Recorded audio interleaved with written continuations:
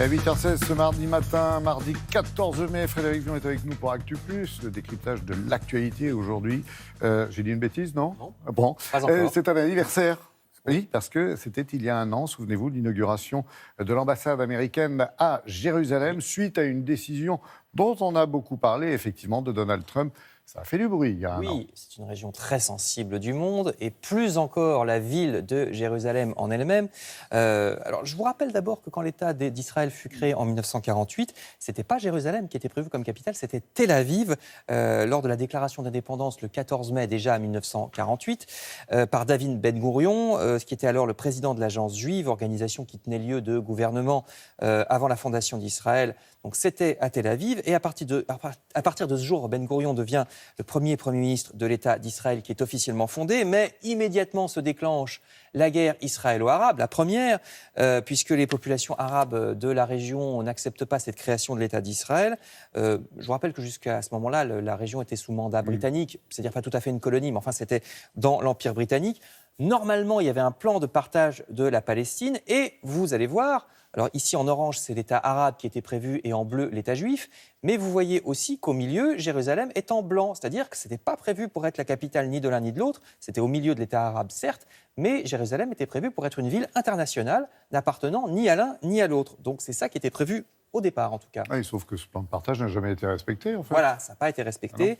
À l'issue de la guerre de 48, Israël étant vainqueur, annexe, alors pour l'instant seulement la partie ouest de Jérusalem, et ça devient sa capitale, et non plus Tel Aviv. Donc très très vite, au bout d'un an, seulement en 1967 éclate une nouvelle guerre israélo-arabe, la guerre des 6 jours.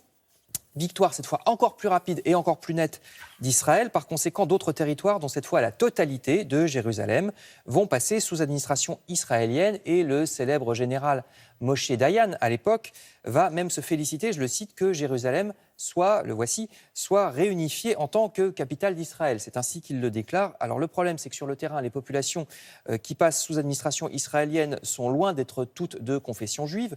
On peut être citoyen israélien d'ailleurs sans être juif, mais enfin, surtout, du point de vue religieux, Jérusalem, c'est ce qu'on appelle la ville 3 fois sainte, puisque les 3 grandes religions monothéistes, juifs, chrétiens, musulmans, y ont de forts intérêts. Pour les musulmans, c'est le lieu que les juifs appellent d'ailleurs le mont du Temple, mais que les musulmans appellent l'esplanade des mosquées, avec la fameuse coupole dorée, la mosquée du Dôme du Rocher, ou bien la mosquée Al-Aqsa. Jérusalem est le 3e lieu saint de l'islam, lieu où Mahomet se serait élevé au ciel. Pour les chrétiens, c'est le lieu, bien sûr, du tombeau du Christ que voici, où Jésus aurait même ressuscité selon le christianisme, l'église du Saint-Sépulcre que voici. Pour les Juifs, bien sûr, c'est le mur des Lamentations, en plus de la capitale d'Israël. Bref, c'est pour cette raison que le plan de partage de départ prévoyait que Jérusalem serait une ville internationale. C'était pour éviter ça. Bon, évidemment, l'histoire en a décidé autrement, mais pour autant, la plupart des pays du monde, aujourd'hui encore, ont gardé leur ambassade à Tel Aviv, puisque c'est ce qui était prévu. L'ambassade de France, par exemple, comme de très nombreuses ambassades, sont à Tel Aviv. Sauf que Donald Trump a décidé de faire un geste très symbolique, coup de tonnerre l'an dernier, lorsqu'il annonce que lui déplace son ambassade de Tel Aviv à Jérusalem. Voici les images de l'inauguration. C'est sa fille qui était à l'inauguration, à Donald Trump. Il y avait déjà eu dans le passé des ambassades à Jérusalem, mais c'était alors des pays africains ou sud-américains, par exemple, et puis qui n'y sont pas restés. Évidemment, quand c'est les États-Unis, c'est une autre pointure. Vous voyez le président Trump avec le Premier ministre conservateur d'Israël, Benjamin Netanyahou. C'est un geste qui est un geste de soutien très symbolique, évidemment, puisqu'Israël est un soutien très étroit des États-Unis et réciproquement.